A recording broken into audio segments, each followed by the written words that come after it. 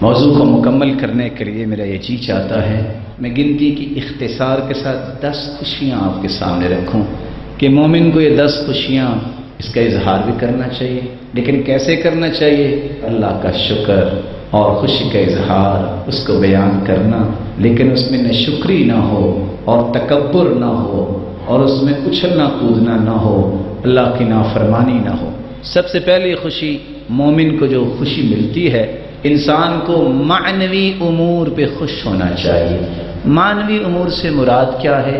آپ کے دل میں خوشی ہونی چاہیے میں مسلمان ہوں، آپ کے دل میں خوشی ہونی چاہیے میں توحید والا ہوں، میں قرآن والا ہوں۔ آپ کو خوشی ہونی چاہیے جب رمضان کا مہینہ آئے کہ یہ مبارک مہینہ آ گیا ہے، آپ کو خوشی ہونی چاہیے کہ اس وقت عید کا دن آ گیا ہے۔ معنوی امور پہ مسلمان خوش ہوتا ہے اور اس پہ خوشی کا اظہار کرنا یہ اس کے لیے جائز ہے۔ دوسری خوشی، مادی اشیاء پہ خوش ہونا، جس پہ بھی آپ خوشی کا اظہار کر سکتے ہیں۔ کسی کو اللہ نے مدد دے دی، کسی کی شادی ہو گئی، کسی کو اللہ نے بیٹا دے دیا، لیکن خوشی کی نسبت صرف اللہ کی طرف کرنا، اپنی طرف نہ کرنا کہ میں نے لی ہے، یہ کہنا یہ ساری چیزیں میرے رب نے دی ہیں مجھے۔ تیسری خوشی مومن کی جو ہوتی ہے، جب بھی ایک مسلمان دوسرے مسلمان سے ملے تو خوش ہو کے ملے۔ کسی نیکی کو حقیر مت جانو، خواہ کھلے چہرے سے اپنے بھائی کو ملو، خندہ پیشانی سے، کشادہ چہرے سے۔ جب آپ کسی سے ملو مسکرا کے ملو، اتنی بڑی نیکی ہے۔ اور آپ جانتے ہیں جب بندہ مومن سے ملتا ہے، جب مل کے مسافہ کرتے ہیں، دونوں کے ہاتھ جدا بعد میں ہوتے ہیں، دونوں کے گناہ پہلے معاف ہو چکے ہوتے ہیں۔ چوتھی خوشی جو ایک مسلمان کو ہوتی ہے وہ عید کے دن خوش ہوتا ہے۔ رسول اکرم صلی اللہ علیہ وسلم نے باقاعدہ حکم دیا، دعہما، ان بچیوں کو کھیلنے دو، آج عید کا دن ہے تو ان کو بھی خوشی کا اظہار کرنے دو، لیکن غیر شرعی چیز نہ ہو۔ رسول اکرم صلی اللہ علیہ وسلم نے صرف بچوں کو خوش کرنے کی بات کی ہے، کسی بھی غیر شرعی چیز کی اجازت نہیں دی کہ عید کے دن جو ہے سارا مہینہ انسان اللہ کے قریب ہو اور عید کے دن جو ہے وہ گانے سننے لگ جائے اور نافرمانی میں پڑ جائے، یہ نہیں ہونا چاہیے۔ پانچویں بات، مسلمانوں کے ساتھ مل جل کے بیٹھنا، ان کی احوال کا پتہ لگانا، ان کی مدد کرنا، خیر خواہی کرنا اور ان کی دل جوئی کرنا، اس میں بھی آپ کو خوشی ہونی چاہیے۔ اللہ کے رسول تشریف فرما ہوتے، صحابہ بیٹھے ہوتے، صحابہ جاہلیت کی باتیں یاد کرتے، اللہ کا کتنا احسان ہے، ہمیں اللہ نے اتنا اچھا بنا دیا، وہ یہ بھی ہوتا تھا، تو آپ خاموشی سے بیٹھے رہتے، بس اوقات آپ مسکرا دیتے، کہیں یہ نہ کہیں کہ اللہ کے رسول کو ہماری پرواہ ہی نہیں۔ لیکن رسول اکرم صلی اللہ علیہ وسلم نے ساتھ یہ حکم دیا، المؤمن، وہ مومن اچھا ہے جو مومنوں سے مل جل کے رہتا ہے، کبھی تکلیف بھی آتی ہے برداشت کرتا ہے۔ کس سے اچھا ہے؟ اس سے جو ملنا ہی نہیں چاہتا اور صبر ہی نہیں کرتا۔ تو مسلمانوں کو ملنا اور ان کی گیدرنگ اس طرح کے نیکی کے کام پہ، اس میں بھی آپ کو خوشی ہونی چاہیے۔ چھٹی بات، کسی مسلمان کی خوشی پہ بھی آپ کو خوش ہونا چاہیے۔ ہوا یہ کہ کعب ابن مالک رضی اللہ تعالیٰ عنہ کا لمبا قصہ ہے، جب وہ نہ جا سکے جہاد پہ، ناراضگی ہوگی اللہ کے رسول کی، 40 دن تک کلام بند ہو گئی، صحابہ نے بھی کلام بند کر دی، بیوی بھی الگ ہوگی 50 دن تک۔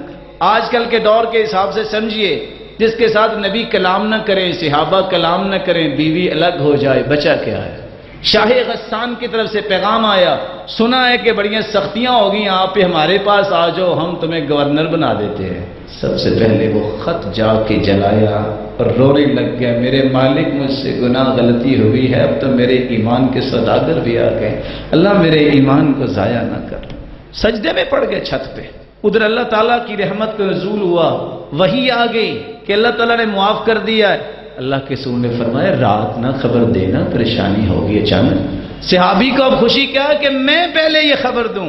ایک نے گھوڑا دوڑایا اور ان کی طرف دوڑے، دوسرا پہاڑ پہ چڑھ کے کپڑے کو لہرا کر کہتا ہے کعب خوش ہو جاؤ، تیری اللہ نے توبہ قبول کر لی ہے۔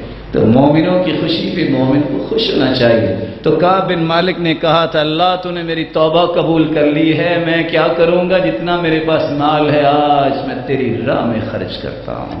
ایک مومن کی خوشی۔ ساتویں خوشی یہ ہے، عبادت کرنے پہ بھی مومن کو خوش ہوتی ہے، آپ خوش ہوا کریں۔ حدیث میں آتا ہے للصائم فرحتان، روزے دار کو 2 خوشیاں ملتی ہیں، سارا دن گرمی کی شدت، کس طرح اعصاب میں تناؤ، کس طرح ہونٹ خشک ہوتے ہیں، انتظار ہوتی ہے اذان کا وقت ہو، اللہ کی نعمتیں جو حلال تھی ہم نے حرام کر رکھی حکم ربانی سے، پہلا ہی گلاس اگر پکڑ کے چند گھونٹ لیتا اس کے چہرے پہ بشاشت آ جاتی ہے، خوش ہو جاتا ہے، اور دوسری خوشی اس کو اس دن ملے گی جب رب سے اس کا انعام لے گا، جب رب سے ملاقات کرے گا۔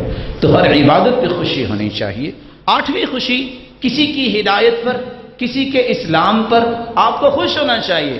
ایک رشتہ دار، ایک دوست تعلق والا بے نماز تھا، اب وہ نمازی بن گیا، انتہا درجے کی خوشی کیجئے، الحمدللہ میرے بھائی کو اللہ نے ہدایت دے دی، تانا نہ دیجئے، آر نہ دیجئے۔ نویں خوشی جو آپ کو ہونی چاہیے، ہر وقت دنیا میں تو اللہ کے رسول سے نہیں مل سکے لیکن میرا رب محروم نہیں کرے گا۔ صحابہ کی بھی یہی تڑپ تھی، اللہ کے رسول کی صحبت مل جائے، رفاقت مل جائے۔ زور کے وقت ابوبکر صدیق اگر اللہ کے رسول آئے، کہا اللہ کی طرف سے اجازت مل گئی ہے مدینے کی طرف ہجرت کی، تو پہلا سوال جو سیدنا ابوبکر نے کیا وہ کیا تھا؟ الصحبہ یا رسول اللہ، میں بھی ساتھ جاؤں گا، آپ کے ساتھ میں بھی ہوں گا؟ قال نعم، جی ہاں ابوبکر تم میرے ساتھ ہوگے۔ یہ بات سنتے ہی ابوبکر رونے لگ گئے۔ اس دن کے بارے میں سیدہ عائشہ کہتی ہے مجھے اب سمجھ آئی کہ بعض رونا خوشی کا رونا ہوتا ہے، کہ اتنی تڑپ تھی ابوبکر کو کہ میں ساتھ رہوں۔ جب اللہ کے رسول دنیا سے چلے بھی گئے تو سیدنا ابوبکر بیٹھے ہوتے، اپنا سر دو گھٹنوں کے درمیان کر کے کہا کرتے یا ویلی، کب وہ وقت ہوگا کہ میں اللہ کے رسول کے پاس میرا رب مجھے پہنچائے گا۔ تڑپ تھی اللہ کے رسول کی رفاقت کی، صحبت کی۔ صحابی رات کو وضو کروا رہے، ربیہ بن کعب خوش ہوئے استاد محمد الرسول اللہ صلی اللہ علیہ وسلم، کہا بیٹا کیا چاہتے ہو بتاؤ، میں دعا کرتا ہوں میرا رب تجھے عطا کرے گا۔ انہوں نے یہ نہیں کہا گورنر ہی بنا دے، یہی کام میرے ذمہ لا دے، نہیں، اسألک مرافقتک فی الجنہ۔ اللہ کے رسول ایک ہی تڑپ ہے، جس طرح آج آپ کے ساتھ بیٹھا ہوں جنت میں بھی آپ کے ساتھ ہی نظر آؤں۔ قال اب غیر ذلک، کچھ اور چاہیے؟ قال هو ذاک یا رسول اللہ، اللہ کے رسول اس کو جنت مل گئی اور آپ مل گئے، باقی کیا بچا ہے؟ کہا اگر ایسا ہی چاہتے ہو فاعنی علی نفسک بکثرۃ السجود، پھر کثرت سے سجدے کیا کرو، نوافل پڑھا کرو، جنت میں بھی تم میرے ساتھ ہوگے۔ 10ویں خوشی، نیکوں کا ساتھ اور اللہ کا دیدار، یہ آپ کی خوشی ہونی چاہیے کہ میں نیکوں کا ساتھ نصیب ہو جائے۔ صحابی صوبان گھر سے بھاگے، آ کے کہتے ہیں اللہ کے رسول ایک بات پوچھوں، بتائیے۔ میں جب بھی غمگین ہوتا ہوں، پریشان ہوتا ہوں، دوڑ کے آتا ہوں، آپ کے چہرہ انور پہ میری نظر پڑتی ہے، دنیا کے سارے غم بھول جاتا ہوں۔ رونے لگ گیا، کیوں رو رہے ہو؟ کہا اگر میں جنت میں چلا بھی گیا تو آپ تو سید المرسلین، آپ کو تو بلند مقام ہوگا، میں آپ کو دیکھوں گا کیسے؟ کہا یہ بتاؤ تیرے دل میں میرے لیے سچی محبت ہے؟ کہا جی ہاں۔ فرمایا انت مع من احببت، دنیا میں جس سے محبت کرتے ہو قیامت کو اسی کا ساتھ مل جائے گا، اور اللہ کا دیدار، جنت کی ساری خوشیاں انسان بھول جائے گا جب اللہ کا دیدار ہوگا۔ اللہ مجھے اور آپ کو اپنے دیدار کا مستحق بنائے۔